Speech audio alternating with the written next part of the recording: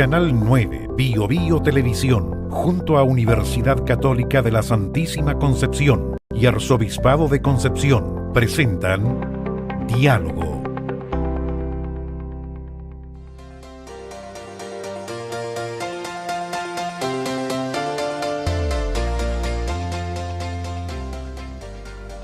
Aquí estamos nuevamente en nuestro programa Diálogo con los alumnos y profesores de la carrera de Audiovisual y Multimedia de nuestra universidad, con el Arzobispado y transmitido por Canal 9 Bio Bio Televisión.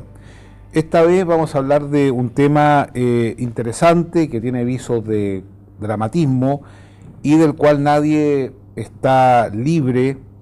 Se trata ni más ni menos que del fin de la vida humana, y específicamente a propósito de un proyecto de ley que quiere legislar, aprobar la eutanasia. Entonces tenemos en este minuto a la profesora Carmen Gloria Fraile. Ella es licenciada en enfermería de la Universidad de Concepción. A todo esto, felicitaciones por los 100 años. Cierto. Y trabaja en el Instituto de Bioética de la Católica de la Santísima Concepción. Y el doctor Nicolás Saá, médico cirujano, proviene de nuestra universidad y es director del Centro de Simulación y académico de la Facultad de Medicina. Entonces, yo quisiera, en primer lugar, que nos contaran qué es lo que hacen y cómo ustedes, como profesionales del área de la salud, ven este proyecto que pretende ser aprobado, legislado en nuestra Cámara. Por favor, profesora Fraile. En este seno, digamos, nace un proyecto que está hoy en curso en nuestra universidad, que es el Diplomado en Cuidados Paliativos Online, que precisamente viene a ofrecer o a plantear la cara opuesta precisamente a este proyecto que usted menciona respecto de la legalización de la eutanasia. Es decir, es una propuesta, ¿no es cierto?, con carácter humanista que precisamente pretende poner el valor de la vida por sobre el valor de la libertad personal, ¿no? Y rescatar las raíces en relación, ¿no es cierto?, a que el individuo es un ser social y donde todos tenemos el deber ético de preocuparnos unos por otros. Una propuesta centrada, ¿no es cierto?, en una solidaridad real y en donde el equipo de salud, tanto privado, público, está, ¿no es cierto?, llamado efectivamente a ofrecer este cuidado diligente a la persona que sufre. ¿Usted piensa, doctor, bueno, yo sé que usted trabaja en el Hospital de Coronel, por lo tanto tiene experiencia clínica, ¿usted piensa la tesis de que las personas a mayor soledad suelen solicitar más la eutanasia como una forma de salir de este círculo de falta de amor? ¿O cree que son dos cosas totalmente distintas? Yo creo que, bueno, primero quiero agradecerle la invitación a su programa, padre, y yo creo que sí, yo creo que ahí hay un cierto abandono de la sociedad, ¿ya?, frente a estas personas, que es un llamado de auxilio, ¿ya? Es difícil pensar que alguien quiere morirse porque quiera morirse, ¿ya? Generalmente son personas que no están siendo, ¿cierto?, cobijadas, ¿cierto?, rescatadas por la sociedad, y la han dejado, ¿cierto?, muchas veces botada, ¿ya? Yo tengo la experiencia de trabajar en Coronel, que es un hospital que tenemos muchos pacientes que tienen muy pocos recursos, donde el único soporte, por ejemplo, en pacientes que están en cuidados paliativos es el hospital, ¿ya?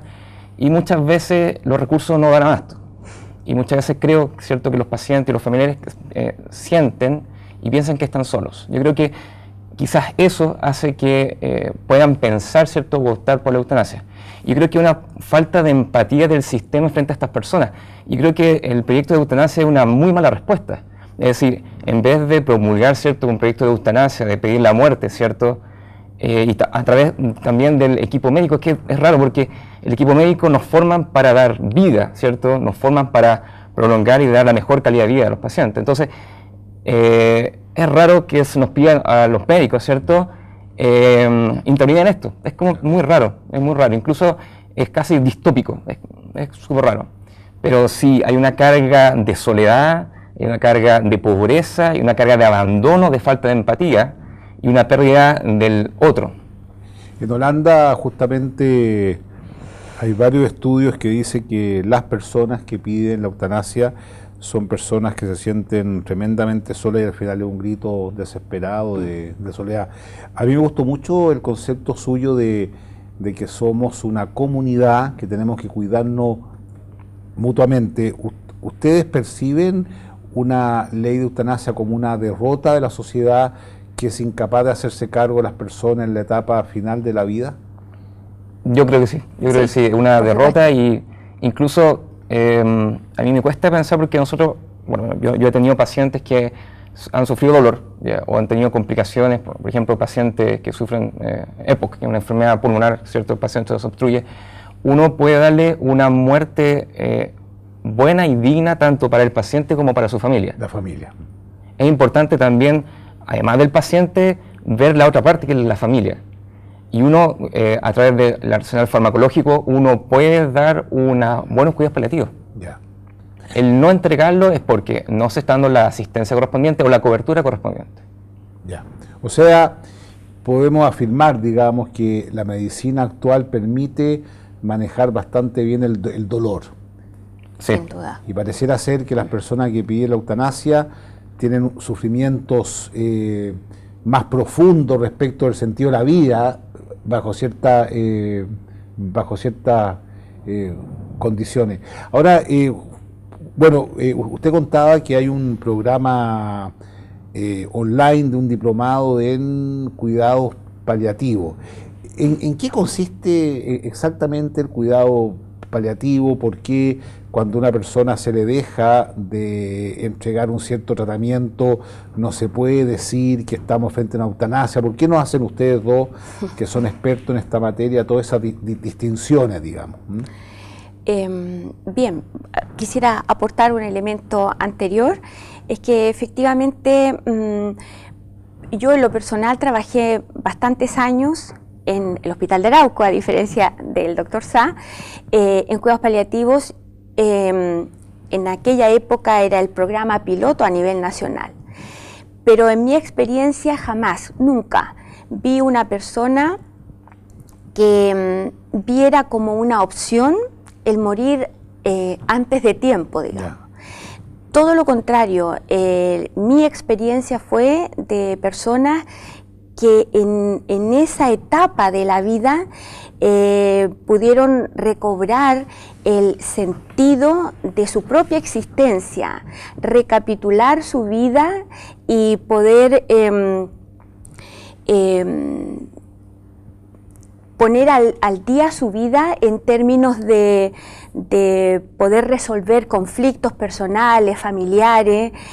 Fueron realmente etapas, situaciones de vida que para mí fueron extremadamente significativas y que hasta el día de hoy, cuando me toca hacer esta clase en particular a los alumnos y el valor que trasciende a esto, el traer a colación muchas de esas experiencias que para mí fueron decisivas en mi vida.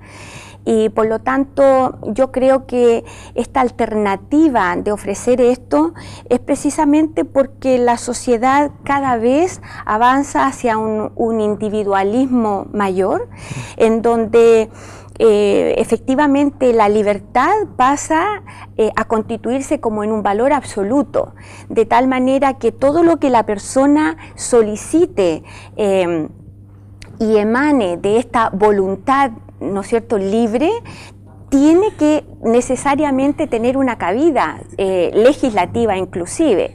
Es como dice, a propósito de eso, como dice un gran bioeticista, o el cardenal Esgrecha, entramos en la medicina del deseo, la medicina del deseo, sí. y ustedes tienen que cumplir esos deseos, aunque vayan en contra de la medicina, como explicaba usted. Oiga, a propósito de eso, quiero hacer una pregunta que es la siguiente: con la experiencia que ustedes tienen, con la experiencia que tienen en el hospital, etcétera, ¿qué relación existe entre las preguntas que uno se hace existenciales, profundas, digamos, en una etapa de dolor, de sufrimiento, sentido de la vida, lo hecho está, enfrentarse a la muerte y la experiencia espiritual. ¿Creen que son dos mundos que no se tocan? ¿Cómo influyen, digamos, esta perspectiva, digamos, de un horizonte de trascendencia con enfrentarse a la muerte y las decisiones en medicina? Yo creo muchas veces que la muerte incluso está como oculta en esta sociedad. Es decir, el hecho de morir es algo natural, ¿ya? Pero tampoco nos se nos enseña a morir. No se nos debería enseñar a morir. O por lo menos decir, ¿sabes qué? Pasa esto, como dice Carmen Gloria, es una oportunidad, ¿cierto?, de hacer un raconto de la vida. Y yo creo que el agente sanitario es, y su deber es, también entregar esa dimensión, que muchas veces se obvia y pasa a ser un trámite, ¿ya? Y uno lo ve con los pacientes, muchas veces, por una u otra razón, el morir de una persona pasa a ser un trámite, a ser un papel y después se va a la morgue, ¿ya? No debería ser así. Un trámite, o sea, no... Y eso también pasa por... No tiene ningún significado para mucha gente. Justamente, y también pasa porque tanto el modelo de sociedad que hemos construido, ¿cierto?, individualista en que la comunidad se ha perdido, también se ha perdido ese sentido de trascendencia de la muerte, ¿ya? Que no es el trámite de morir, ¿ya? Es un salto más hacia otra vida. Otro horizonte. Otro horizonte más. Pero eso no se enseña, y tampoco el agente sanitario, muchos hospitales públicos donde trabajo, no todos lo tienen. Y eso la familia y el mismo paciente te lo agradece. Decirle, sabes que vamos a tratar que sea lo mejor posible para usted, no tenga dolor, ¿cierto? Su familia esté tranquila, no esté desesperada, ¿ya? Porque muchas veces yo entiendo a los pacientes que el dolor desespera, pero un buen manejo del dolor se puede hacer. Yeah. Pero uno tiene que estar al lado. Uno tiene que acompañar al paciente y a la familia. Yo creo que va un poco esta como falsa idea de libertad, del elegir, yo creo que va un poco maniada por esta falta de acompañamiento. Falta de acompañamiento. Sí, yo creo que precisamente, y vinculándolo a la pregunta anterior, es que efectivamente los cuidados paliativos procuran entonces, al estar consciente que no existe posibilidad de cura, sí existe y no hay que cerrar jamás la esperanza a seguir acompañando y tratando a esa persona. Pero precisamente le ofrece un contexto más humano y coherente con la necesidad de todo individuo, que es hacer ese acompañamiento final de la vida en el hogar, acompañado de la familia, que es, yo creo que una de las características fundamentales de los cuidados paliativos, junto con ofrecer, ¿no es cierto?, desde la perspectiva médica, todos los tratamientos a los signos y síntomas, digamos, que esa persona va a ir viviendo dependiendo del tipo de patología que le acompañe.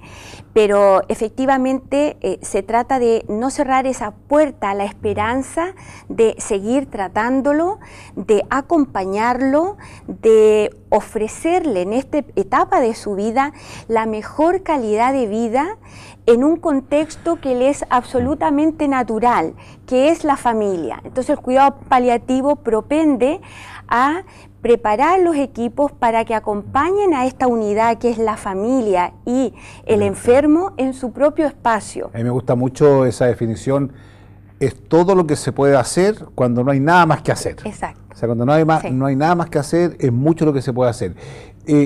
Quería hacer una consulta. Sucede que en Francia se hizo un estudio para el año 2000 en qué estaban los franceses y abordaron muchos temas, fue un estudio muy sociológico de alto impacto y uno de los temas que se estudió fue la muerte y era dónde morían los franceses. El asunto es que en los años 70 el 75% de los franceses morían en su casa, en los años 60, y en el año 2000 el 80% moría en el hospital, o sea, hubo un cambio muy grande y entonces se hablaba de un proceso de medicalización de la muerte, con el agravante que en los hospitales en general estaban más solos, o sea, hay menos acceso a la familia que en el caso de la familia. En Chile, ¿cómo andamos? ¿Dónde, una pregunta que puede parecer un poco patética, pero ¿dónde mueren los chilenos? Según mi experiencia,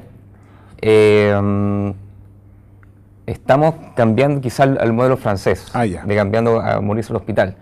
Pero muchas veces, por ejemplo, hemos tenido pacientes con nuestro equipo de colegas médicos y los que trabajamos en el hospital, en que uno, explicándole al familiar las cosas que van a pasar, ¿ya? Las cosas que pueden suceder y cómo se pueden manejar, ellos optan por llevárselo su familiar a la casa, porque no hay mejor lugar para morir que en la casa. Sí. El ambiente hospitalario, ¿cierto?, no es lo más adecuado. Y yo creo que también se debe apuntar eso, a, como decía usted, padre, desmedicalizar la muerte. No tiene sentido medicalizar algo que es natural. No tiene ningún sentido.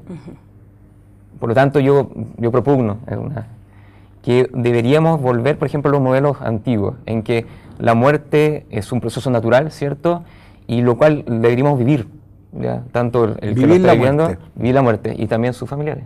Porque también es un punto y un momento de enseñanza también para la familia. En general, doctor, la experiencia es que vivir la propia muerte implica una conciencia. Ahora, cuando hay dolores insoportables, a las personas se les suelen dar algún tipo de medicamento, bueno, morfina en general. ¿Eso disminuye el nivel de conciencia de la persona o no?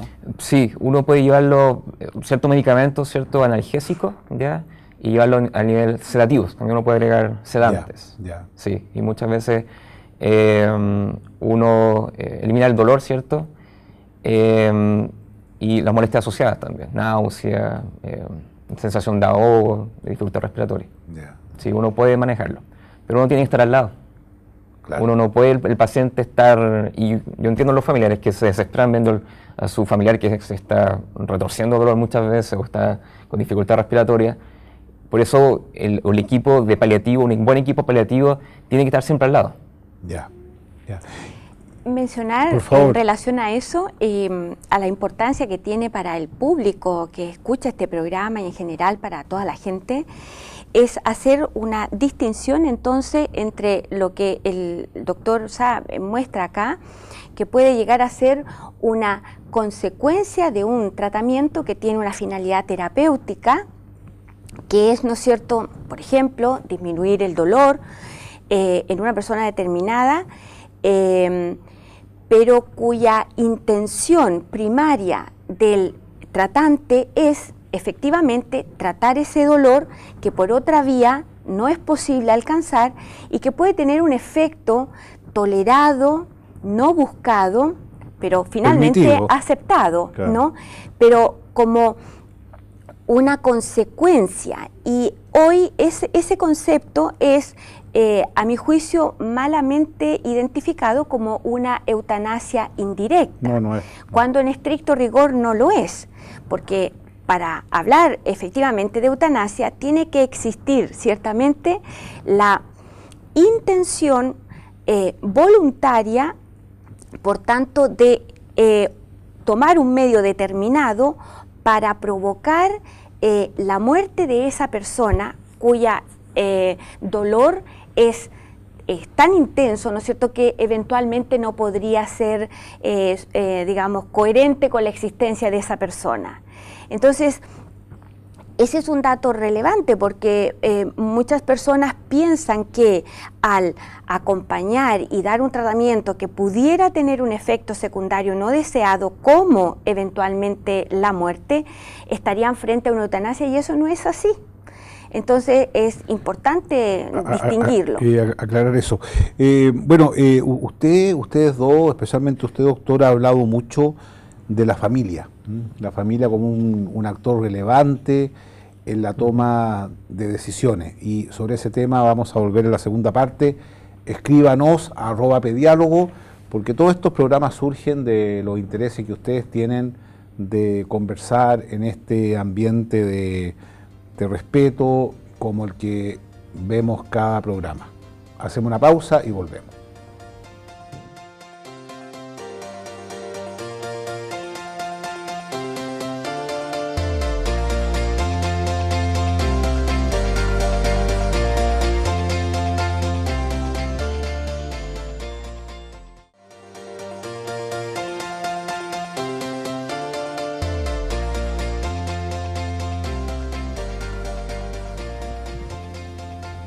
¿Cuál es la importancia del diálogo?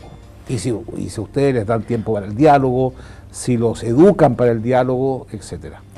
Generalmente yo por lo menos yo trato también de hacer parte del proceso, en este caso paliativo, tanto al paciente como a la familia. Es súper importante porque le da el pie y también le da la posibilidad de descansar el médico en la familia, ¿ya? Una familia que es empoderada, que sabe qué es lo que está pasando su paciente y sabe lo que necesita, es una familia que va a ayudar a ese paciente a seguir su camino, sea de enfermedad, sea terapéutico, sí, claro, a la sanación o paliativo. Ya. Sí. Y si nos forman, esta universidad forma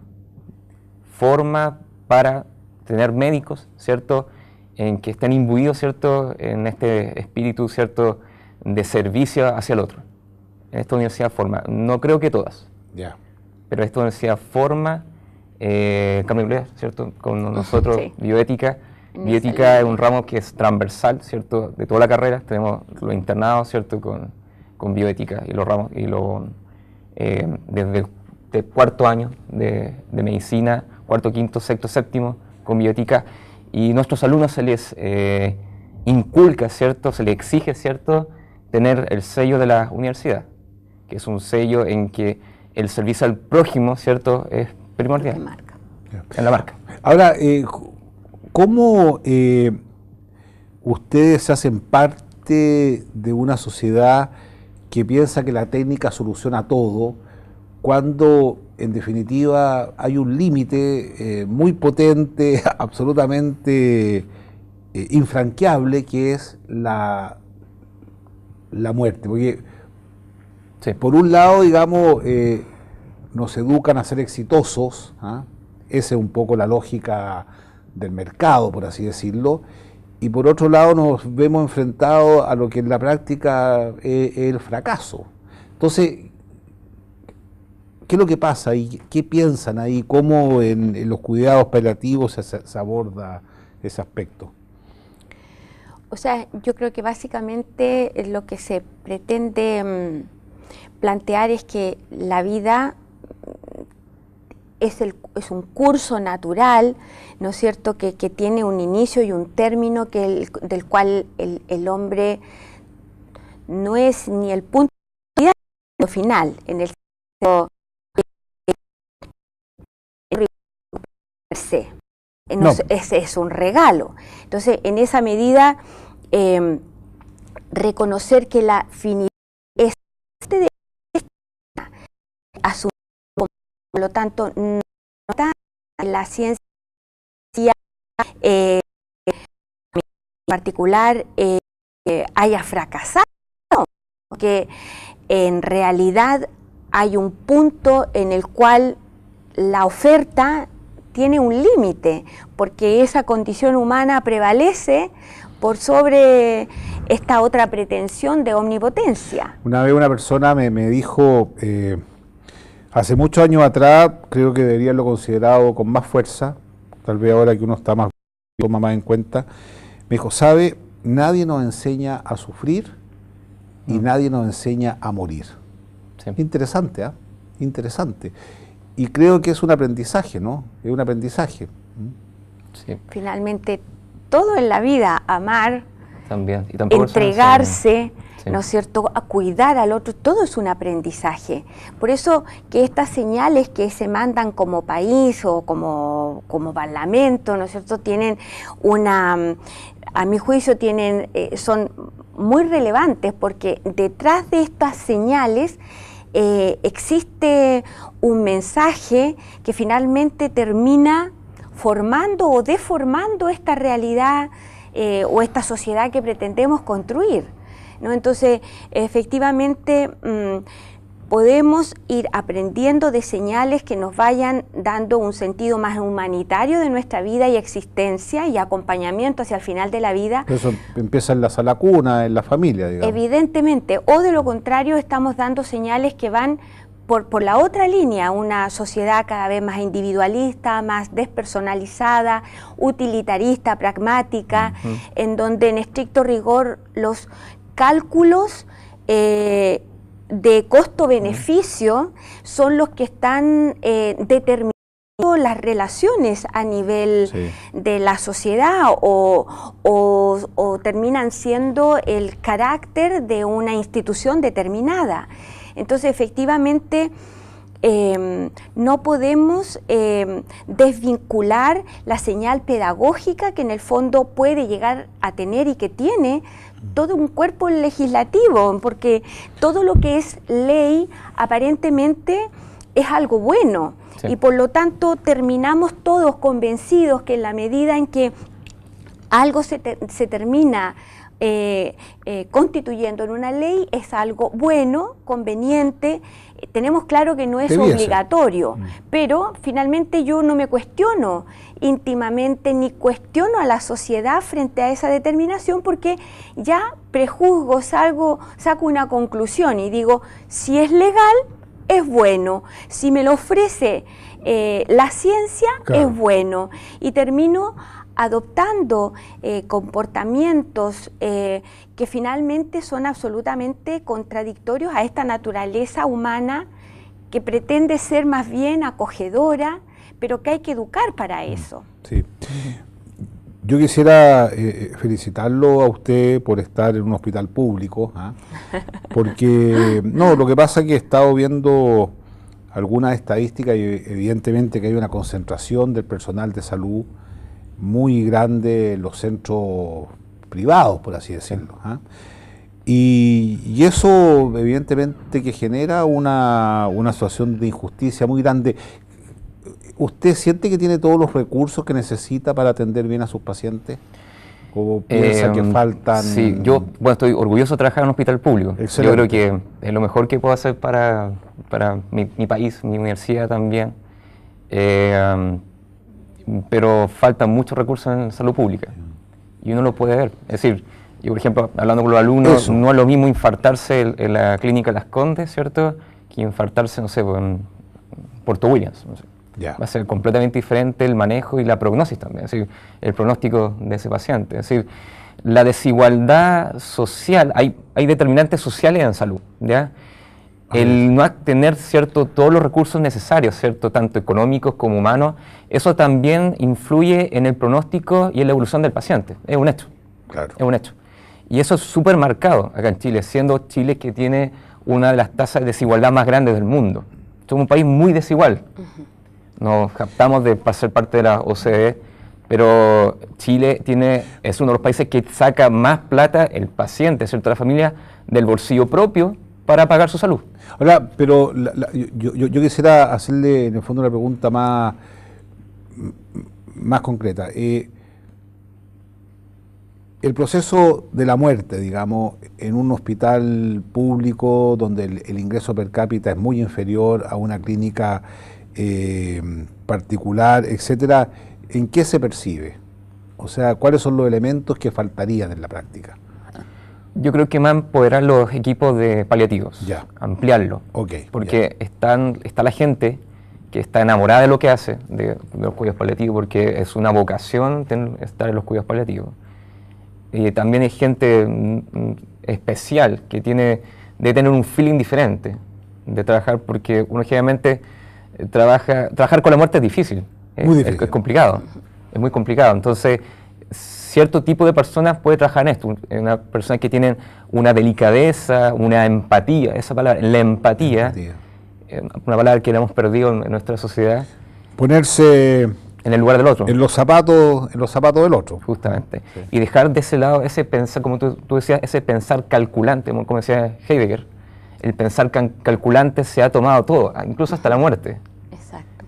Y yo creo que faltan recursos, ¿cierto?, para ampliar la cobertura en paliativos. Ya. Los medicamentos están, pero faltan los recursos y también falta la formación. Sí. La formación. Sí, esa pregunta iba a hacerla porque estuve mirando algunas estadísticas y los cupos, por ejemplo, para geriatría son muy pocos. Es decir, hay una ausencia de geriatras bien importante, también hay una ausencia de enfermeros geriátricos que también requieren una especialización. ¿A qué se debe eso, digamos? ¿Cuál es el motivo? ¿Es un motivo político, económico? Porque claro, si uno ve cómo ha aumentado las expectativas de vida, cómo han aumentado los ancianos, especialmente el grupo etario que más ha aumentado en Chile son los mayores 90. O sea, si la media de aumento de la edad son un 13%, los ancianos más de 90 es como un 60%.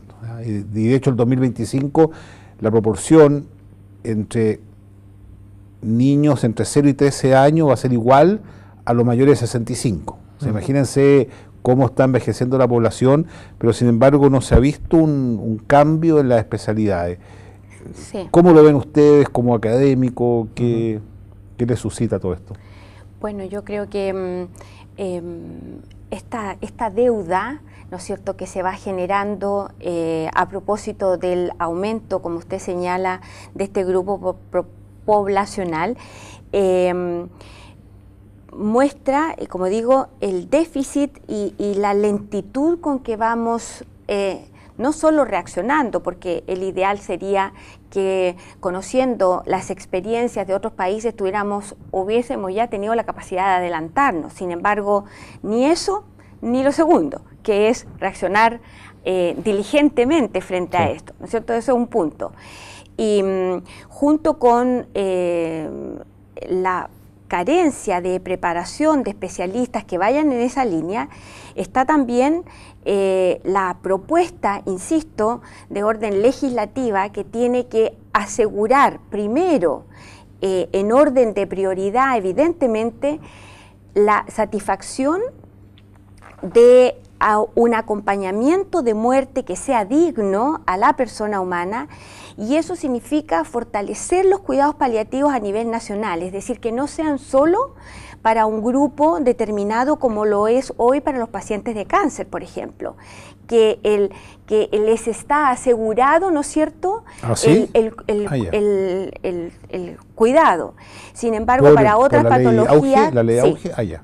Sin embargo, para otras patologías, como el doctor señalaba, qué sé yo, cardiopatías avanzadas, qué sé yo, cánceres, enfermedades neurodegenerativas, enfermedades renales terminales ya, todas esas personas que son un gran grupo poblacional, esas personas hoy por hoy no tienen cuidado paliativo, y el no tenerlo, sin duda, genera la tentación de entrar en estos proyectos que pretenden una muerte digna, que en estricto rigor, y me voy a aprovechar un segundo para que ese concepto salga de la tiniebla en el que está, ¿no? En estricto rigor, la muerte no es ni digna ni menos digna. La muerte es un acontecimiento vital y que, por el hecho de ser vivida por una persona humana, requiere de las condiciones adecuadas que le signifiquen un proceso coherente a su dignidad. Claro. Pero no es la muerte en sí misma. No, claro. Por lo tanto... por eso que hay que hablar de morir con dignidad. Exactamente. Claro. La deuda existe. Un tema muy vinculante a lo que ustedes estaban planteando, yendo a la realidad de los enfermos. ¿Qué relación existe frente a una enfermedad el estilo de vida que tuvo la persona? Por ejemplo, es distinto padecer un cáncer después de haber tenido una vida sana, no haberla tenido, de haber tenido acceso, porque yo lo que estoy percibiendo que se está enquistando una cultura bastante positiva, diría yo, de estilos de vida sanos. ¿Qué relación tiene eso con las enfermedades, terminales, etcétera? Generalmente un paciente que se cuidó en su juventud o edad media, ¿cierto?, que no fumaba, que no tomaba alcohol, que no tenía sobrepeso, obesidad, que comía bien, es un paciente que si tiene alguna enfermedad, ¿cierto?, posteriormente tiene un mejor pronóstico, tiene mayor reserva fisiológica, su cuerpo puede aguantar más, por así decirlo. Perfecto. Pero aquel paciente que fumó de temprana edad, que tiene sobrepeso, alcohólico o consume drogas ilícitas, etcétera, es un paciente que tiene poca reserva fisiológica. Por lo tanto, ese paciente lo más probable es que no tenga un muy buen pronóstico en su enfermedad. Bueno, eso lleva a un tema no menor. complejo, pero que hay que abordarlo, que es la responsabilidad social respecto de mi propia vida. Porque evidentemente que el impacto que significa para toda la sociedad económico, en recursos, etcétera, de una persona que no se cuidó es muy superior a aquel que lo hizo. Yo creo que a todo paciente hay que tratarlo exactamente igual, el estilo de vida que haya tenido, la enfermedad que tenga, hay que tratarlo como un ser humano, con toda su dignidad, pero también es un llamado para cada uno de nosotros a pensar de qué manera el estilo de vida que yo tengo va a influir positivo o negativamente en los otros, y eso suscita varios dilemas éticos. No sé si han conversado eso. Obviamente, bueno, todo esto radica en la educación, ya que es algo que se está dejando así como de lado. La educación, generalmente, si uno educa desde chicos a los niños, en que tienen que comer sano, tienen que hacer ejercicio, ya no tienen que fumar, no tienen que tomar alcohol en grandes cantidades, ya eso va a quedar grabado a fuego. Queda grabado. Y eso lo va a proyectar a toda su vida. Pero eso no se está enseñando. No sé si usted, padre, sabe que Chile tiene una de las tasas más grandes en niños de sobrepeso y obesidad. Sí, claro. Entonces, como usted dice, la responsabilidad, esa es la responsabilidad de los padres también. ¿Cómo esos niños van a ser de aquí a 20, 30, 40 años?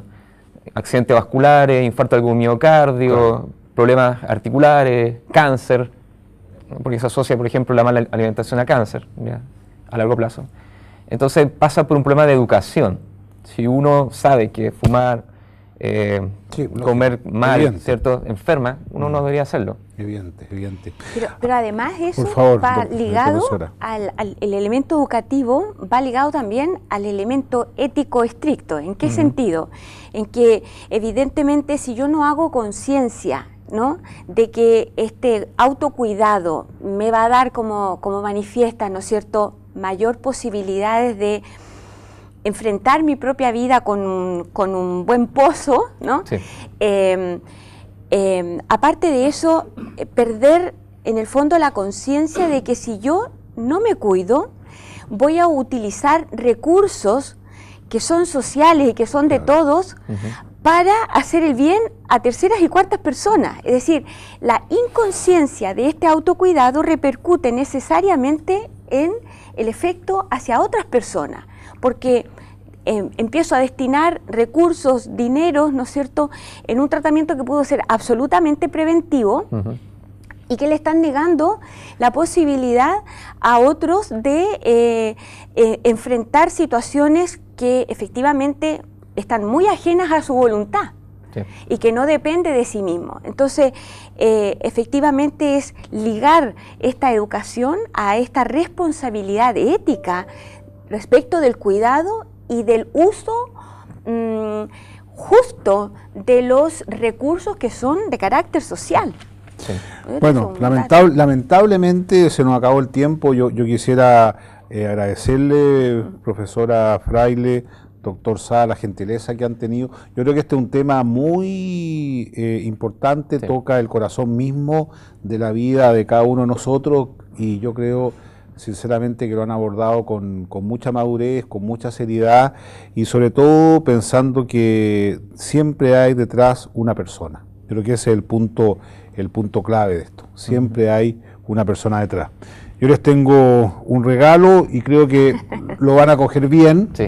Es una revista de filosofía de la universidad, donde hay unos artículos muy interesantes, porque al final el tema de la muerte es una pregunta filosófica, teológica y de gran envergadura. Le agradecemos mucho la presencia de ustedes. Escríbanos a @pediálogo y seguiremos conversando estos temas con personas tan interesantes y competentes como los que hemos tenido hoy día. Muchas gracias.